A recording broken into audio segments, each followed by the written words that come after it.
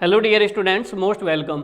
आज हम बात करने जा रहे हैं एनवायरनमेंट इम्पैक्ट असेसमेंट के बारे में, जो आपके एग्जाम पॉइंट ऑफ व्यू से सबसे इम्पोर्टेंट टॉपिक है। तो आपके लिए सजेशन ये है कि जब इसको पढ़ाया जाए तो साथ ही साथ अपने नोट्स को भी मेंटेन करते जाइएगा और कंसेप्ट भी क्लियर करते जाइएगा, जिससे कि आपको इसमें समझने में आसानी मिलेगी। तो सबसे पहले स्टार्ट करते हैं, एनवायरनमेंट इम्पैक्ट असेसमेंट है क्या, उसके बारे में इंट्रोडक्शन देते हैं, फिर आगे बढ़ेंगे। ठीक है, तो यहाँ पर हमारे पास एनवायरनमेंट इम्पैक्ट असेसमेंट को हिंदी में क्या बोला जा सकता है, पर्यावरण आकलन प्रभाव। मतलब पर्यावरण के जो प्रभाव होते हैं उन्हें हमें क्या करना है, असेसमेंट करना है, आकलन करना है। तो देखिए इसको हम किस तरह से समझ सकते हैं। किसी भी देश के लिए इकोनॉमिकल डेवलपमेंट बहुत ज़रूरी है। तो ये जो प्रोडक्शन एक्टिविटीज़ होती है, जो ये हमारे इन्वायरमेंट पे असर डालती है, कई बार ये इन्वायरमेंट पे इतने भयंकर इम्पैक्ट या असर डालती है कि ये इम्पैक्ट इरिवर्सिबल, जिनको रिवर्स नहीं किया जा सकता है, ना ही रिकवरेबल होते हैं। तो इसके लिए हम क्या करें कि हमारे पास एनवायरनमेंट पे कम से कम असर पड़े, तो इसके लिए हम क्या करते हैं कि एक सिस्टमेटिक और टेक्निकल स्टडी की जाती है कोई भी प्रोजेक्ट स्टार्ट होने से पहले, जिसमें हम क्या करते हैं, एनवायरनमेंट पे जो भी पॉजिटिव इम्पैक्ट और नेगेटिव इम्पैक्ट होंगे उन सब का आकलन करते हैं। यदि पॉजिटिव इम्पैक्ट है तो अच्छी बात है, लेकिन यदि नेगेटिव इम्पैक्ट मिलते हैं तो हम उन नेगेटिव इम्पैक्ट के लिए क्या करेंगे, मिटिगेशन प्लान बनाते हैं। दैट मीन्स उसको नेगेटिव इम्पैक्ट को कम करने के लिए प्लान बनाते हैं और उसको अप्लाई करते हैं। तो हमारे पास इन्वायरमेंट इम्पैक्ट असेसमेंट को आप सिंपली एक ऐसे तरीके से डिफाइन कर सकते हो कि ये एक ऐसा टूल होता है जो हमारे पास इकोनॉमिकल डेवलपमेंट और एनवायरनमेंट सस्टेनेबल दोनों के बीच में बैलेंस बना के रखता है। दैट मीन्स आप इसको कैसे डिफाइन कर सकते हो, हमारे पास जो इकोनॉमिकल डेवलपमेंट है, इकोनॉमिकल डेवलपमेंट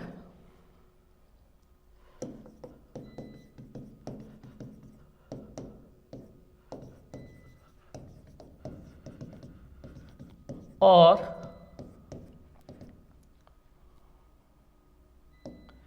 एनवायरनमेंट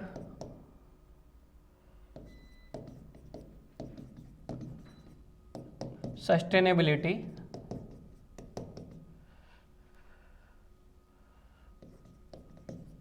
इसके बीच में ये एक बैलेंस बना के रखता है। तो इसके लिए जो हमारे पास असेसमेंट किया जाता है, आकलन किया जाता है, उसको हम एनवायरनमेंट इम्पैक्ट असेसमेंट बोलते हैं।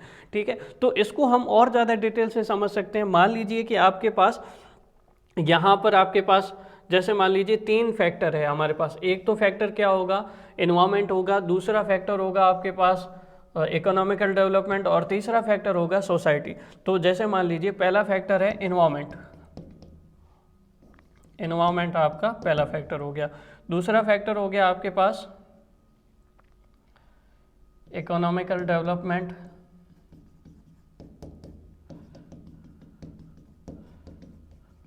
और तीसरा फैक्टर है आपके पास सोसाइटी। अब आप इकोनॉमिकल डेवलपमेंट से क्या चाहते हो, एक इसमें ग्रोथ हो, सबसे पहली चीज चाहते हो। ठीक है, ग्रोथ हो, और कैसी ग्रोथ हो, सस्टेनेबल ग्रोथ हो। अब सस्टेनेबल ग्रोथ का मतलब क्या होता है, सस्टेनेबल ग्रोथ का मतलब ये होता है कि आप जो रिसोर्सेज है उनका यूज़ कर रहे हो, लेकिन अपनी फ्यूचर जनरेशन है उसके लिए भी आप सोच रहे हो। तो इस तरह से जो डेवलपमेंट होगा उसको हम सस्टेनेबल डेवलपमेंट कहते हैं। ऐसा नहीं कि सारा का सारा आपने रिसोर्सेज यूज़ कर लिया और फ्यूचर जनरेशन के लिए कुछ भी नहीं सोच रहे हो, तो ये गलत बात है। तो सस्टेनेबल ग्रोथ चाहते हैं, पहली बात। दूसरा हम क्या चाहते हैं, इसमें जो एफिशिएंसी है वो अच्छी मेंटेन रहे। दो चीज़ें चाहते हैं। ठीक है, एक इकोनॉमिकल डेवलपमेंट से। तो अब जब हम इसके लिए डेवलपमेंट प्रोजेक्ट्स लेके आएंगे, डेवलपर प्रोजेक्ट्स लेके आएंगे, तो वो उसका हमारे पास किसके ऊपर असर पड़ेगा, एनवायरनमेंट के ऊपर असर पड़ेगा। तो एनवायरनमेंट में हम क्या देखते हैं, एनवायरनमेंट को हम किस तरह से डिफाइन करते हैं, एनवायरनमेंट को हम इस तरह से डिफाइन करते हैं, लैंड, वाटर और हमारे पास एयर।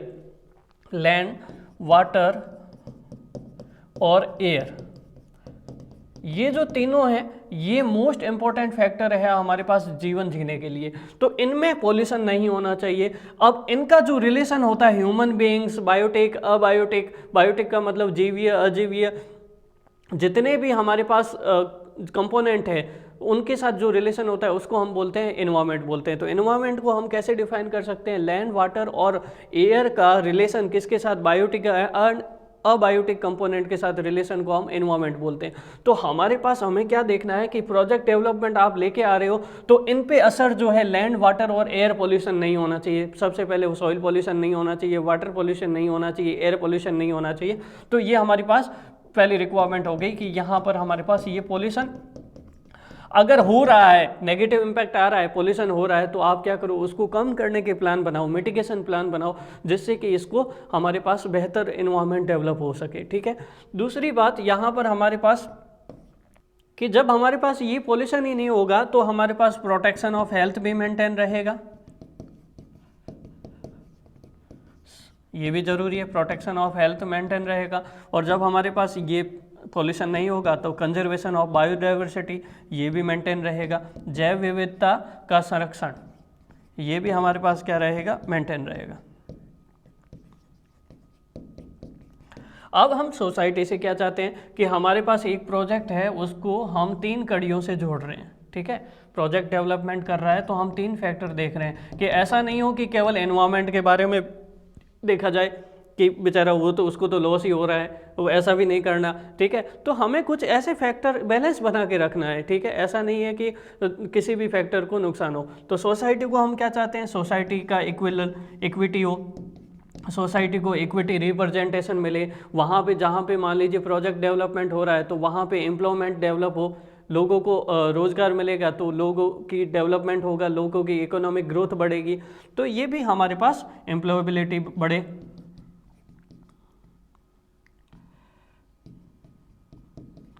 ये भी हम फैक्टर ध्यान रखते हैं। तो इन सब को एक स्पेशल रूप से जो हम असेसमेंट करते हैं उसको हम एनवायरनमेंट इम्पैक्ट असेसमेंट बोलते हैं। और इस टूल के थ्रू एक टीम बनाई जाती है एनवायरनमेंट इम्पैक्ट असेसमेंट के लिए, EI के लिए एक टीम बनाई जाती है, जो टीम इन सारे फैक्टर को क्या करती है, रिकॉग्नाइज करती है, पहचान करती है, उनके पॉजिटिव इम्पैक्ट क्या होंगे, नेगेटिव इम्पैक्ट क्या होंगे, सबकी पहचान करती है। अब हम आगे बढ़ते हैं, आगे हम क्या डिस्कस करने वाले हैं कि हमारे पास एनवायरनमेंट इम्पैक्ट असेसमेंट को हमने डिफाइन तो कर लिया, लेकिन अभी हमें ये देखना है कि एनवायरनमेंट इम्पैक्ट असेसमेंट का जो हिस्ट्री रहा है उसको हम कैसे समझ सकते हैं कि एनवायरनमेंट इम्पैक्ट असेसमेंट सबसे पहले कब स्टार्ट हुआ। यही की ज़रूरत सबसे ज़्यादा USA में पड़ी। वहाँ पर USA में क्या है, डेवलप्ड नेशन है ये, और इंडिया हमारे पास डेवलपिंग नेशन है, तो विकासशील देश है और वो पहले से विकसित देश है। तो वहाँ पर पहले से इकोनॉमिकल और इंडस्ट्रियल डेवलपमेंट हो चुका था, तो वहाँ पे पॉल्यूशन बहुत ज़्यादा बढ़ रहा था। उसको नज़र रखते हुए वहाँ पे 1970 में सबसे पहले वहाँ पर क्या हुआ, 1970 में हमारे पास USA ने इंट्रोड्यूस किया environment impact assessment through it's national environment policy act, Nipah के थ्रू 1970 में इन्होंने इंट्रोड्यूस किया। उसके बाद सेकेंड स्टेप में लेट 1970s और 1980 के बीच में, 1970 के जस्ट बाद और 1980 के स्टार्टिंग में एनवायरमेंटल गाइडलाइंस बनाई गई, और साथ ही साथ जितने भी डेवलपिंग नेशंस हैं उन्होंने भी EIA को इंट्रोड्यूस करना स्टार्ट कर दिया। उसके बाद 1980 के ख़त्म होते होते वर्ल्ड बैंक ने क्या किया, इस्टेब्लिश किया EIA की रिक्वायरमेंट को, और EIA को इंडिया में, EIA की प्रोसेस को इंडिया में भी स्टार्ट किया, तो स्प्रेड किया। तो इंडिया में अगर आपके पास क्वेश्चंस बनता है कि इंडिया में आपके पास EIA कब स्टार्ट हुआ, तो आप इसके लिख सकते हो कि mid 1980s, that means 1967 to 77, इसके बीच में हमारे पास क्या हुआ, EIA प्रोसेस इंडिया में स्टार्ट हुआ। फिर उसके बाद हमारे पास 1990 में इंडिया ने पहले तो प्रोसेस स्टार्ट हुआ, फॉर्मली इसको एडप्ट किया गया, EIA को 1990 के सेशन में इसको एडप्ट किया गया और इंडिया में इसके लिए ट्रेनिंग वगैरह स्टार्ट हुई। तो हमारे पास इस तरह से सिनेरियो देखने को मिल रहा है कि वर्ल्ड से इंडिया के तरफ EIA का मूवमेंट कैसे हुआ। तो जैसे जैसे हमारे पास यहाँ इंडिया में भी इकोनॉमिक ग्रोथ होने लगा, इंडस्ट्रियल डेवलपमेंट होने लगा, तो इसकी ज़रूरत समझी गई। और EIA बहुत एक इम्पॉर्टेंट टूल है जो बहुत नेसेसरी है किसी भी प्रोजेक्ट के लिए। इंडिया को अगर आपको आगे बढ़ते हुए देखना है, केवल इकोनॉमिकल डेवलपमेंट से नहीं देख सकते, साथ ही साथ एनवायरमेंट सस्टेनेबिलिटी भी बहुत ज़रूरी है। ठीक है, तो ये फैक्टर है हमारे पास। अब देखते हैं कि हमारे पास एनवायरमेंट इम्पैक्ट असेसमेंट करते हैं, जब हम आकलन करते हैं तो किन किन फैक्टर्स को हम देखते हैं। तो हम पहले ही डिस्कस कर चुके हैं डेफिनेशन में कि हमें कौन कौन से फैक्टर देखने हैं, लैंड, वाटर और एयर, सबसे इंपॉर्टेंट चीज़ है। एयर पोल्यूशन नहीं होना चाहिए, वाटर पोल्यूशन नहीं होना चाहिए और सॉइल पोल्यूशन नहीं होना चाहिए। अब इसको थोड़ा डिटेल से देखते हैं कि एयर पोल्यूशन में हमने कौन कौन से फैक्टर देखने हैं, वाटर पोल्यूशन में, सॉइल पोल्यूशन में, उसके बारे में बात करते हैं। सबसे पहले बात करते हैं एयर एनवायरनमेंट के बारे में। तो एयर एनवायरनमेंट में हमें ये देखना है कि एयर की जो सबसे पहले प्रोजेक्ट स्टार्ट होने से पहले की क्वालिटी चेक की जाती है। उसमें कार्बन डाइऑक्साइड का लेवल कितना है, नाइट्रस ऑक्साइड का लेवल कितना है, जितनी भी हमारे पास ग्रीन हाउस गैसेस है या ग्लोबल वार्मिंग के लिए रेस्पॉन्सिबल गैसेस है या एयर पोल्यूशन के लिए जो रेस्पॉन्सिबल गैसेस है, गैसियस हो या सॉलिड हो, पार्ट हो, जो भी पार्ट हो हमारे पास, वो सारे उनका प्रिडिक्शन पहले एनालिसिस किया जाता है कि प्रोजेक्ट स्थापित होने से पहले क्या सिचुएशन है और प्रोजेक्ट स्थापित होगा उसके बाद क्या सिचुएशन होगी, तो उनका एनालिसिस किया जाता है। अगर उसके बाद अगर वर्स्ट इफेक्ट पड़ता है तो उसको हटाने के लिए आपको मिटिगेशन प्लान वगैरह लाने पड़ेंगे। तो यहाँ पर हमारे पास क्या डेटा लिखा हुआ है कि सबसे पहले जो प्रेजेंट हो और प्रिडिक्टेड हो उसकी क्वालिटी ऑफ एयर चेक की जाती है, ठीक है। उसके बाद यहाँ पर इसके प्रोजेक्ट से क्या क्या एमिशंस होंगे उसके बारे में चेक किया जाता है। उन एमिशंस का इस एरिया पे क्या फ़र्क पड़ेगा वो भी चेक किया जाता है। और उसके लिए अगर एमिशंस हो रहे हैं तो उसके लिए क्या स्टैंडर्ड्स है, क्या कंट्रोल मेजर्स हमें लाने हैं, वो डिस्कस किया जाता है। और साथ ही साथ मेट्रोलॉजिकल डेटा भी लिया जाता है, विंड स्पीड, उसकी डायरेक्शन, ह्यूमिडिटी कितना है, इन सब के बारे में डेटा कलेक्ट किया जाता है और आगे इसको अप्लाई किया जाता है। उसके बाद सेकंड है हमारे पास नॉइज़ पॉल्यूशन। नॉइज़ पॉल्यूशन में क्या है हमारे पास कि अगेन वही बात कि प्रोजेक्ट स्थापित होने से पहले की नॉइज़ लेवल कितना है और उसके बाद प्रेडिक्टेड हमारे पास नॉइज़ लेवल कितना रहेगा। अगर ज़्यादा नॉइज़ लेवल रहेगा तो उसको कम करने के लिए हमारे पास क्या क्या स्ट्रेटेजी अप्लाई करनी पड़ेगी वो देखना है। Water pollution next. Water environment में हम देखेंगे कि एग्जिस्टिंग ग्राउंड वाटर लेवल और जो सरफेस वाटर लेवल है वो कितना है प्रेडिक्टेड, पहले जो प्रोजेक्ट लगाने से पहले और प्रोजेक्ट लगाने के बाद प्रेडिक्टेड जो है वो उस पर क्या असर पड़ेगा उसको हम आइडेंटिफाई करेंगे और उसको इम्पैक्ट जो भी होगा उसको रोकने के लिए हम क्या क्या प्लान करेंगे। तो बायोलॉजिकल डेवलपमेंट एनवायरनमेंट नेक्स्ट। तो बायोलॉजिकल में हमारे पास फ्लोरा एंड फोना। फ्लोरा का मतलब जो हमारे पास प्लांट्स है वो, और फोना हमारे पास जो भी एनिमल्स है, जीव जंतु जितने भी है, उनका इस जोन में क्या इम्पैक्ट पड़ेगा, उनके ऊपर क्या क्या डैमेज हो सकता है, पोटेंशियल डैमेज हो सकता है इस प्रोजेक्ट के कारण, और क्या प्रॉब्लम हो सकती है, लैंडस्केपिंग हो सकती है, या फिर ऐसे जगह पे मान लो जैसे प्रोजेक्ट बना रहे हो और वहाँ पे आपने ज़मीन एक्वायर कर ली और वहाँ पे जो भी फ्लोरा एंड फौना थे तो वो अफेक्टेड हो रहे हैं, तो अगर वो अफेक्टेड हो रहे हैं तो उनको संरक्षण के लिए कुछ इंतज़ाम किया जाए, ये भी ध्यान रखा जाना ज़रूरी है, ठीक है। उसके बाद लैंड रिक्वायरमेंट। लैंड रिक्वायरमेंट में हमारे पास क्या है कि प्रोजेक्ट स्थापित होने से पहले जो हमारे पास लैंड है या फिर सॉइल है उसकी कैरेक्टरिस्टिक्स को मेजर किया जाता है। उसके सारे जैसे मान लीजिए सॉइल, जैसे कोई प्लांट लगाया और प्लांट आपने खेत के पास लगा दिया, तो खेत के आसपास की ज़मीन को क्या किया जाता है, उसका डेटा कलेक्ट किया जाता है, उस सॉइल का एनालिसिस किया जाता है कि उसमें कौन कौन से कंपोनेंट्स है, कितना लेवल है, ठीक है। तो वो सारा एनालिसिस करके हम देखते हैं और फिर हम देखते हैं कि अगर ये इंडस्ट्री अप्लाई होगी, यहाँ पर लगेगी, प्रोजेक्ट लगेगा, तो उसके बाद इस सॉइल पे क्या फ़र्क पड़ेगा। अगर फ़र्क पड़ रहा है, नेगेटिव फ़र्क पड़ रहा है, तो उसको हमें रोकने के लिए उपाय करने पड़ेंगे। तो ये सारे फैक्टर है, कुल मिला के आपको सिंपली वन वर्ड में बोला जाए, एयर, वाटर, लैंड और बायोलॉजिकल, 4 इंपॉर्टेंट फैक्टर है, इन्हें हमें कंसिडर करना पड़ेगा for the establishment of project. अगर आपको बैलेंस बना के रखना है एनवायरमेंट डेवलपमेंट और इकोनॉमिकल डेवलपमेंट दोनों के बीच में, ठीक है, तो ये बहुत ज़रूरी है।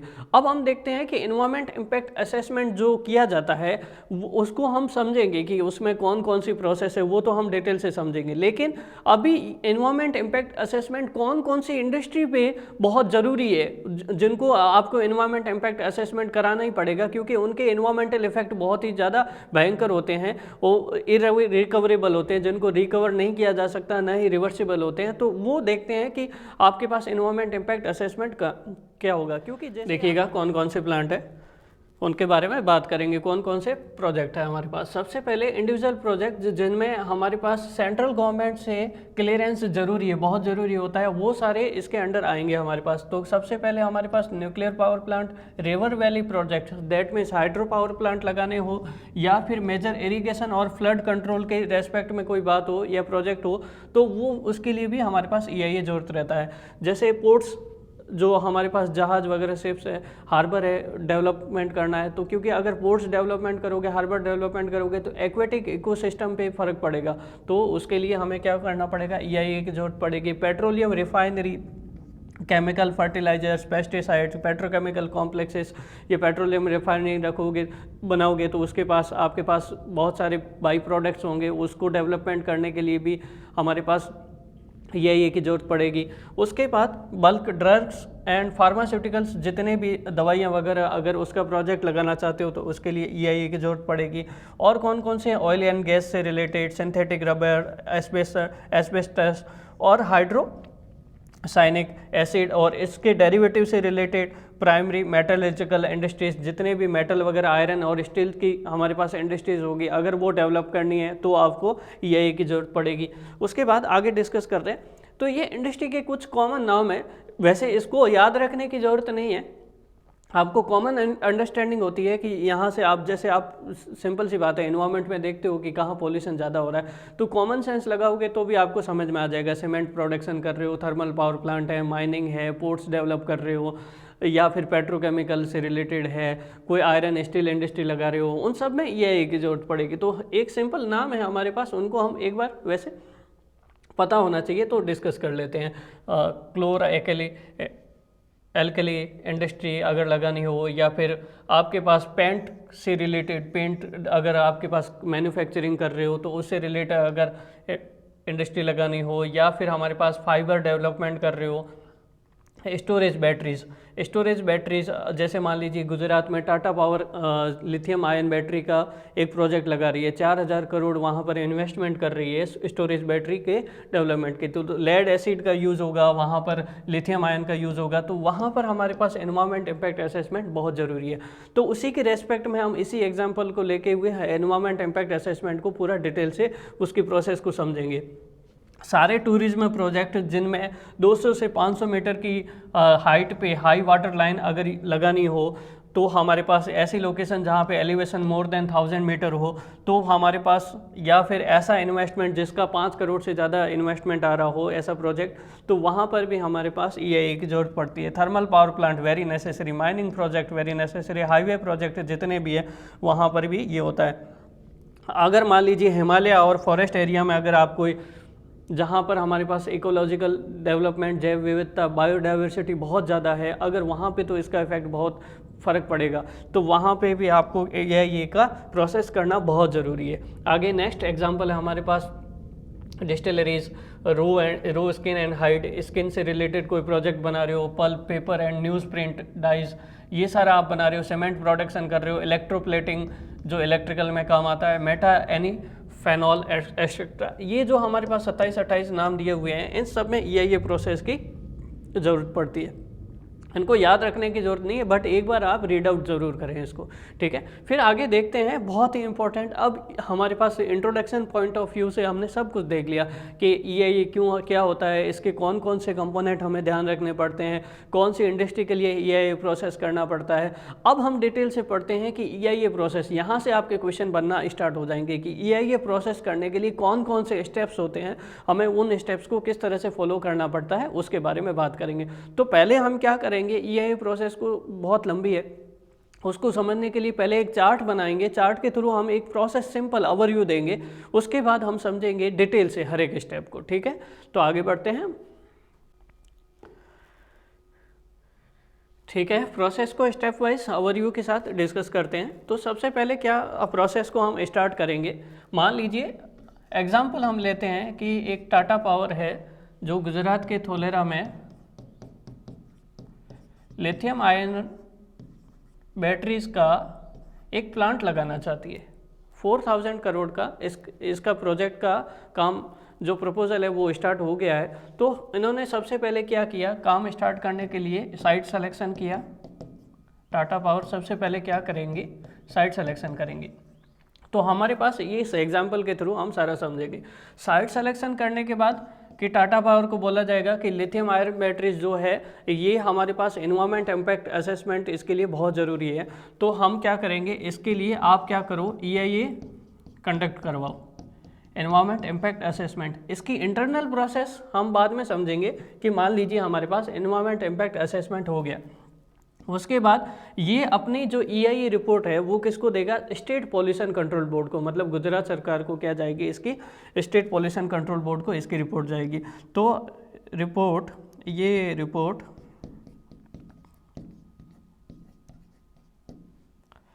To state pollution control board, और बोलेगा कि हम आपको रिपोर्ट दे रहे हैं, आप क्या करो, हमें NOC दे दो, अप्लाई फॉर NOC। तो स्टेट पॉल्यूशन कंट्रोल बोर्ड क्या बोलेगा, ठीक है आपकी EIA रिपोर्ट है, हम उसको देख रहे हैं, और साथ ही साथ अगर EIA रिपोर्ट हमें अच्छी लगेगी, मतलब अगर हमें समझ में आ रहा है कि एक इन्वायरमेंट डेवलपमेंट, इन्वायरमेंट सस्टेनेबल दोनों मेंटेन है, उनके बीच में बैलेंस है, तो हम क्या करते हैं, आपके लिए एक पब्लिक हियरिंग कराएंगे।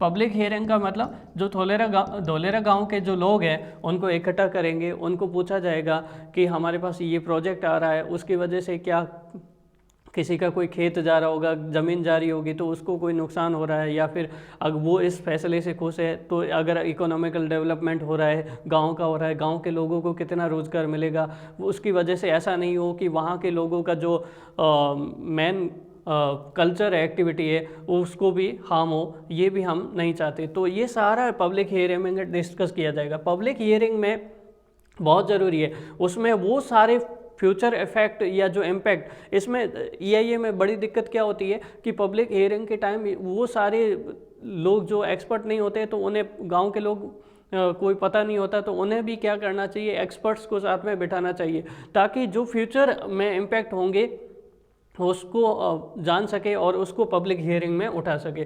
पब्लिक हियरिंग हो गई, अगर सक्सेसफुल पब्लिक हियरिंग हो गई तो क्या करेगा, state pollution control board Tata power को क्या कर देगा, NOC दे देगा कि आप प्लांट लगा सकते हो। ठीक है, पब्लिक हियरिंग हो गई, NOC 2, अब NOC मिल गई इनको। अब NOC मिलने के बाद ये क्या करेंगे, ये हमारे पास टाटा पावर जाएगी मिनिस्ट्री, सेंट्रल गवर्नमेंट के पास, किसके पास जाएगी, अप्लाई फॉर एनवायरमेंट क्लियरेंस।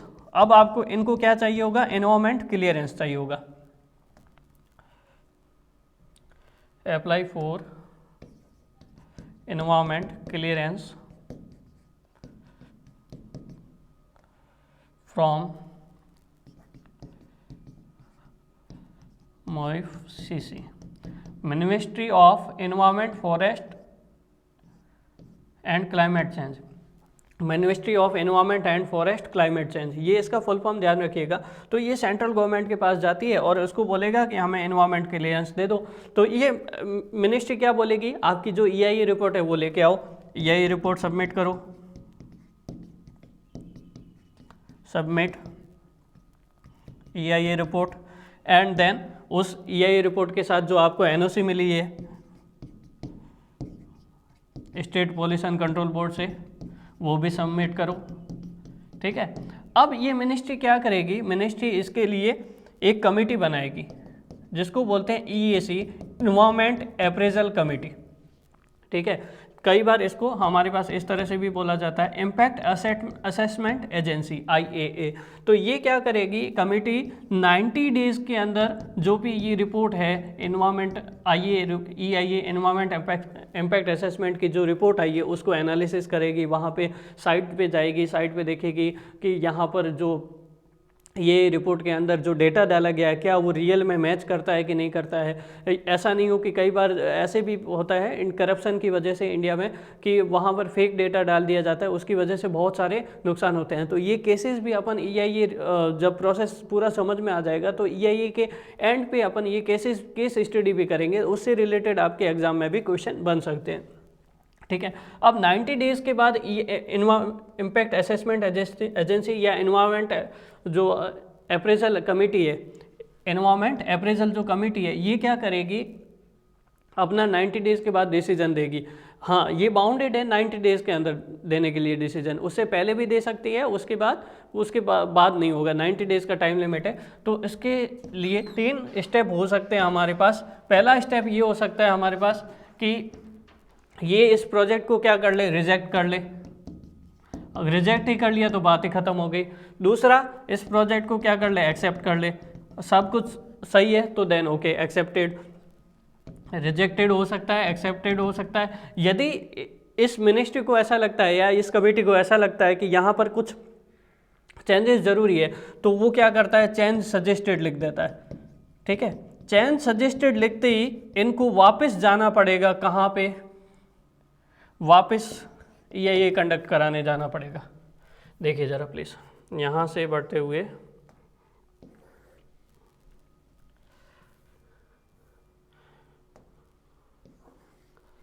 यहाँ पे कंडक्ट फॉर EIA, फिर अगेन EIA रिपोर्ट किसके पास जाएगी, स्टेट पॉल्यूशन कंट्रोल बोर्ड के बाद, एंड सो ऑन। ये साइकिल इस तरह से चलता जाएगा पूरा, जब तक कि हमारे पास जो रिक्वायर्ड जो डेटा है वो एग्जैक्टली मैच नहीं हो जाए। अगर पूरा ईमानदारी से देखा जाए तो ये प्रोसेस रहता है। ओवरव्यू आपको समझ में आ जाएगा कि हमें क्या करना है। तो एक बार वापस इसको रिवाइज पॉइंट ऑफ व्यू से देख लेते हैं। देखिए यहाँ पर क्या है, सबसे पहले टाटा पावर को क्या करना पड़ेगा, काम स्टार्ट करने के लिए साइट सिलेक्शन करना पड़ेगा, फिर ये कंडक्ट कराना पड़ेगा।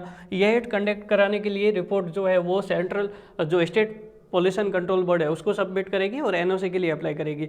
NOC देने से पहले स्टेट पॉल्यूशन कंट्रोल बोर्ड जो है, ये क्वेश्चन बनेगा, देखिए ज़रा please, public hearing arrange by SPCB, state pollution control board है, ये पब्लिक हियरिंग के लिए अरेंजमेंट करेगा। उसके बाद जब यहाँ पर पब्लिक हियरिंग वगैरह सब कुछ हो जाता है तो NOC दे दी जाएगी हमारे पास, जो टाटा पावर को NOC देने के बाद टाटा पावर अप्लाई करेगा ministry of environment and forest climate change, इसमें अप्लाई करेगा एनवायरनमेंट क्लियरेंस के लिए, और मांगेगा, मिनिस्ट्री मांगेगी कि आपकी EIA रिपोर्ट और NOC लेके आओ, और फिर एक एनवायरनमेंट अप्रेजल कमेटी बनाई जाएगी जो क्या करेगी, 90 डेज़ के अंदर इसको रिपोर्ट को एनालिसिस करेगी, डेटा कलेक्ट करेगी, रियल डेटा साइट पे जाके, और 3 तरह से रिजल्ट दे सकती है, रिजेक्टेड, एक्सेप्टेड और चेंज सजेस्टेड। अगर चेंज सजेस्टेड होता है तो इसका मतलब हमारे पास क्या होगा, वापस EIA को कंडक्ट कराना पड़ेगा, और उसमें जो जो कमियां हैं, मिटिगेशन प्लान। ये चेंज सजेस्टेड क्यों दिया जा रहा है, इसका मतलब समझिए। इसका मतलब ये है कि इन्होंने जो EIA रिपोर्ट दी होगी ना, कि उसकी वजह से जो एनवायरनमेंट पे फ़र्क पड़ रहा होगा, एनवायरनमेंट इम्पैक्ट पड़ रहा होगा, वो नेगेटिव इम्पैक्ट कुछ ज़्यादा ही होगा। उसको रोकने के लिए जो प्लान होते हैं उनको बोलते हैं मिटिगेशन प्लान। अगर मिटिगेशन प्लान उनका प्रॉपर नहीं होगा तो फिर ये कमेटी क्या करेगी, वापस EIA कंडक्ट कराओ, आप अपनी रिपोर्ट नहीं दो, उसमें नए कंट्रोल एंड मेजर्स लगाओ, उस जो एनवायरनमेंट का नेगेटिव इम्पैक्ट हो रहा है उसको कम करने के लिए अच्छे मिटिगेशन प्लान लाओ। ऐसा नहीं हो कि फेक डेटा हो, तो हमारे पास प्रोसेस चलेगा। अगर मान लीजिए कि यहाँ पर एक्सेप्टेड आ जाता है, तो एक्सेप्टेड के बाद यहाँ पर कंटिन्यूस मॉनिटरिंग के लिए भी एक टीम होती है हमारे पास, इसका कंटिन्यूस मॉनिटरिंग होता है।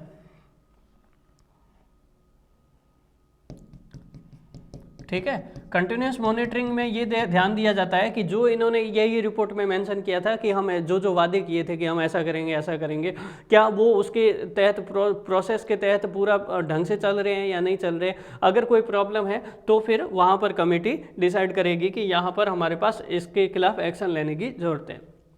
ठीक है, तो ये एक EIA की ओवरव्यू प्रोसेस है। अब हम देखेंगे बहुत ही डिटेल से, बहुत ही इंपॉर्टेंट चीज़ है कि हमारे पास ये जो EIA कंडक्ट करवाते हैं, EIA कंडक्ट करवाने के लिए इसके इंटरनल कौन कौन से स्टेप्स होते हैं वो देखते हैं।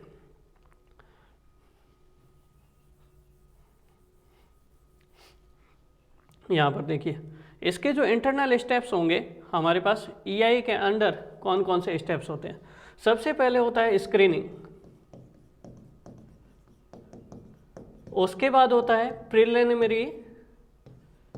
Preliminary assessment. ठीक है, थर्ड होता है हमारे पास स्कोपिंग, और फोर्थ होता है मेन EIA। ठीक है, इस मेन EIA के अंडर बहुत सारे स्टेप्स होते हैं, और भी कई स्टेप्स होते हैं। इसके अंडर भी हमारे पास 3-4 स्टेप्स होंगे। प्रेडिक्शन होगा, ठीक है, डिटेल से डिस्कस करने वाले हैं इम्पैक्ट प्रिडिक्शन। फिर इम्पैक्ट जो आएंगे उसका असेसमेंट करना पड़ेगा, इम्पैक्ट असेसमेंट। अगर नेगेटिव इम्पैक्ट है तो उनका मिटिगेशन प्लान, मिटिगेशन प्लान, ये हम ध्यान रखते हैं। उसके बाद finally EIA report submitted to central state pollution control board, EIA report to state pollution control board. ठीक है, ये हमारे पास ये स्टेप्स रहते हैं। जनरली अगर आपको देखा जाए तो यहाँ पर मोटा मोटा हमारे पास 4 स्टेप होते हैं। अगर आपको इन सब का समरी करना हो तो यहाँ पर हमारे पास 4 स्टेप्स रहते हैं EIA प्रोसेस के लिए। वैसे ये पूरा डिटेल से अगर आपको ध्यान देना हो तो यही प्रोसेस रहेगा आपके पास, स्क्रीनिंग, प्रिलिमिनरी असेसमेंट, उसके बाद स्कोपिंग, उसके बाद मैन EIA के अंदर impact prediction, impact assessment, mitigation plan और EIA रिपोर्ट टू SPCB, ये सारा हमारे पास रहता है। तो ये इसके इंटरनल स्टेप्स हैं। इसके बाद स्टेप्स आप जानते हो कि पब्लिक हियरिंग होगी, पब्लिक हियरिंग के बाद अप्रेजल कमेटी बनेगी, अप्रेजल कमेटी अपना रिपोर्ट देगी। तो ओवरऑल अगर देखा जाए तो 4 पॉइंट कौन कौन से हैं, screening, scoping, public hearing and appraisal committee. अगर इसको समराइज फॉर्म में बहुत, अगर आपके पास ऐसा ऑब्जेक्टिव क्वेश्चन आता है कि मेन जो इसके लिए इंपॉर्टेंट टर्म्स है या फिर इंपॉर्टेंट जो स्टेप्स है वो कौन कौन से हैं, 4 स्टेप्स इंपॉर्टेंट बताओ। वैसे तो बहुत सारे स्टेप्स हैं लेकिन 4 इंपॉर्टेंट स्टेप्स जो है screening, scoping, public hearing and appraisal committee, ये हमारे पास 4 स्टेप्स आप लिख सकते हो एग्जाम में। ठीक है, तो आगे बढ़ते हैं, हमारे पास डिटेल से पढ़ते हैं कि ये स्क्रीनिंग क्या होता है, प्रिलिमिनरी असेसमेंट कैसे किया जाता है, स्कोपिंग कैसे किया जाता है, मैन EIA में इम्पैक्ट प्रिडिक्शन कैसे करते हैं, इम्पैक्ट असेसमेंट कैसे करते हैं, इन सबको बहुत डिटेल से डिस्कस करते हैं। तो ओवरव्यू आपको समझ में आया होगा, तो स्टार्ट करते हैं स्क्रीनिंग से। ठीक है,